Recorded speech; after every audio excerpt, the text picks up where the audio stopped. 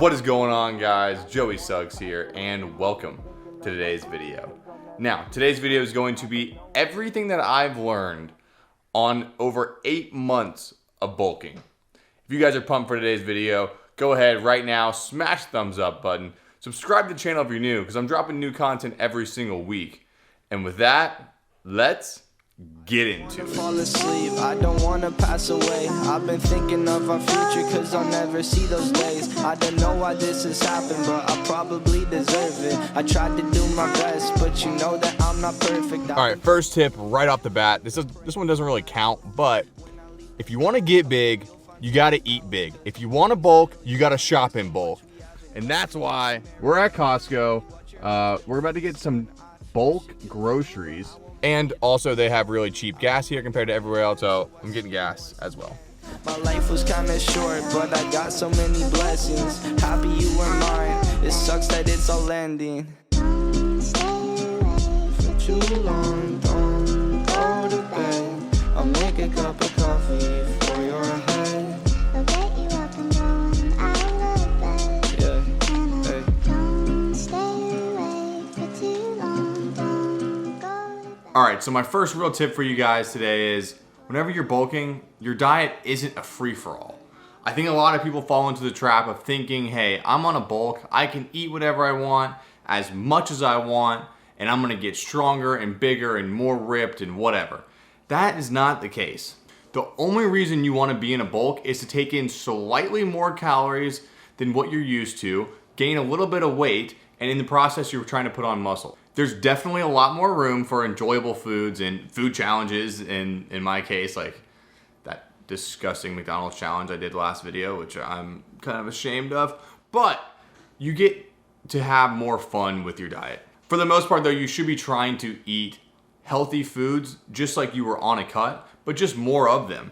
It makes your dieting and your food choices a little more lenient, but it doesn't mean that you can have a burger and fries every meal or twice a day or whatever. So to really get the most out of my bulk, I've pretty much been eating the same foods that I did on my cut, but just a little more, like I said. Instead of 1 chicken breast, maybe I'll have 2 chicken breasts. Or instead of 100 grams of rice, maybe I'll have 250 grams of rice. I feel way better doing it, and I know that I'm not putting unhealthy food into my body. I'm just eating more healthy food. All right, tip number 1 down. Now, I'm gonna eat some food, healthy food, and hit the gym. I got some deadlifts today. It's gonna be a good workout, and I will see you guys there. Let's go. Tell me what you're thinking, if you wanna, let me know. Tell me what you're dreaming, if you wanna, we can go. I got you on my mind, the time. If you're looking for a ride, I can take you for a drive.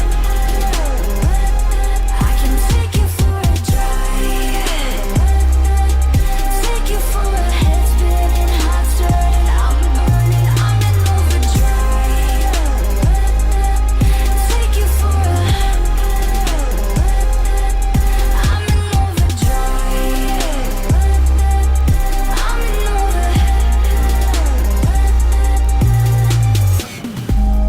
Tell me why you're so afraid. Looking for a quick escape. All I want is you to stay. I am so pissed I did not get 405. You know, I've been working, I've been trying, and it seemed like I was gonna get it, you know? 365 for 3 has been moving a little easier. I've done it, I think, 3 times now. I really thought I was gonna get it. And that's actually a great segue into my second thing that I've learned while bulking.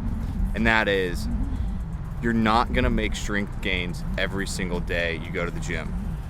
There's a lot of people who think, if I'm bulking, every time I go to the gym, I'm gonna get stronger, I'm gonna put more weight on the bar every time I go. That's just not the case, unfortunately. You will get stronger, you will progress. As long as you're using progressive overload in your training, you will get stronger, you'll get bigger. But it's not consistent, it's not constant every single time. It's more of a linear over the course of your bulk completely. You know, I've been on this bulk for 8 months now, and there's been days, there's been even weeks, probably a 2-week period where I have not got stronger at all. where I keep putting on the same weight on the bar and it's not going any quicker, any easier. And it's tough. But when I look back 6 months ago, 4 months ago, 2 months ago, I'm so much stronger than I was. So it's not about the week to week, it's about the month to month. Also, your training doesn't get easier just because you're on a bulk. You still have to train hard. You still have to train with intensity. You still have to go into the gym and want to dominate your workouts. It's tough because as you're eating more food, you tend to feel a little more sluggish, or you tend to feel like, why does it matter? Because you're not going to be able to see these results. But when you get lean again, you're going to be able to see them. Now, as I talked about getting stronger over time and me looking back on my lifts 2-4 months ago, that takes some kind of tracking. I do follow a training plan, but I really just try and track my main lifts and write down on the day, how did this feel? You know, how did 315 by 3 feel? How did 225 by 5 feel? And from there, I can say, all right, well, 225 by 7 felt pretty good today, 2 months later. And that's kind of how I track my strength goals over time. It's important to have some kind of tracking method so you're able to look back and see your progression on paper. So that right there is the second thing that I've learned on this 8-month bulk. Now I am pretty damn cold. I don't know why I decided to get cold in Florida like all of a sudden. And I'm pretty damn hungry because it's been a little while since I've eaten, and that was a pretty hard training day. So I'm gonna head home, get some food ready, and I will see y'all in a bit. All right, it is dinner time, and for dinner we have, look at these pizzas. Now these are some flatbread pizzas, and what is gonna go on them are these beautiful things right here: shredded chicken, mozzarella cheese, pepperoni, turkey, peppers, spinach, and these are the flatbreads themselves. Now, I cannot take full credit for this myself. I got the idea from Shally Coker. I will link his channel down below. He had this meal in his last video, and it looked so good that we had to pick it up whenever we went for groceries. Now, this beautiful meal we have in front of us is going to turn into...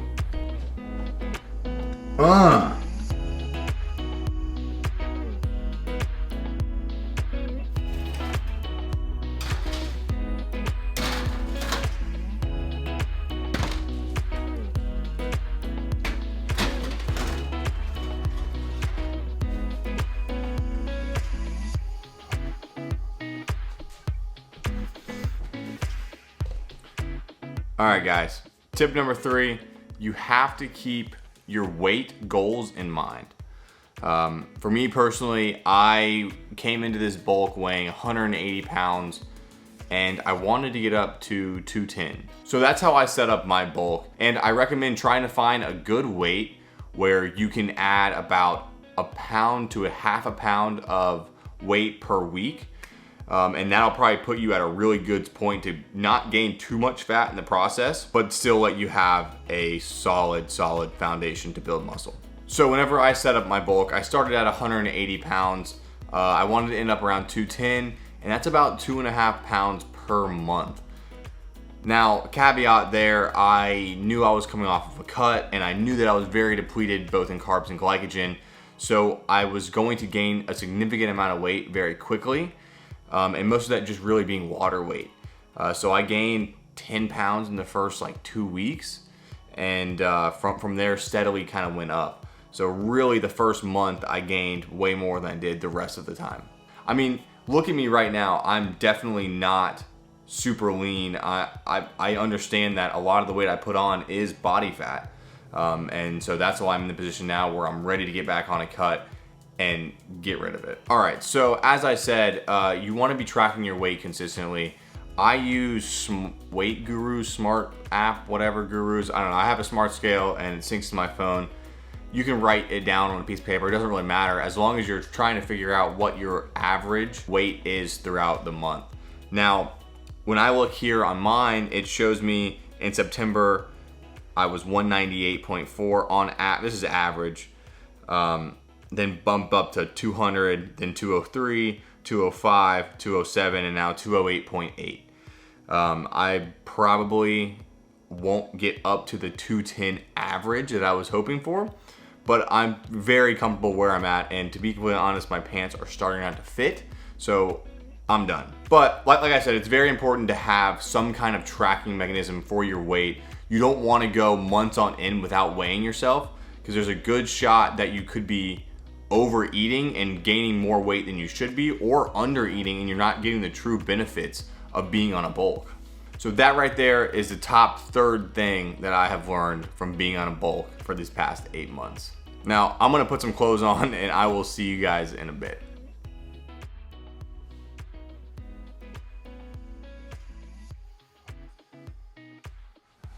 All right, guys. The fourth thing I've learned while on this 8-month bulk is you gotta trust the process and you gotta be proud of yourself and your body. This one's been tough for me, especially recently. You know, seeing yourself with an extra 20, 30 pounds from what you're used to is rough. It's tough. And it makes you second guess everything that you're doing. And it's really, really important to just remember why you're doing this and why it's all gonna be worth it in the long run. For me, I made this bulk for 3 main reasons. The first one being is I wanted to try and reset my metabolism. I was down to eating 1,600 calories a day, and it was brutal. I needed to come to a point where I was able to bring those calories back up, so I have a starting point if I ever want to get lean again.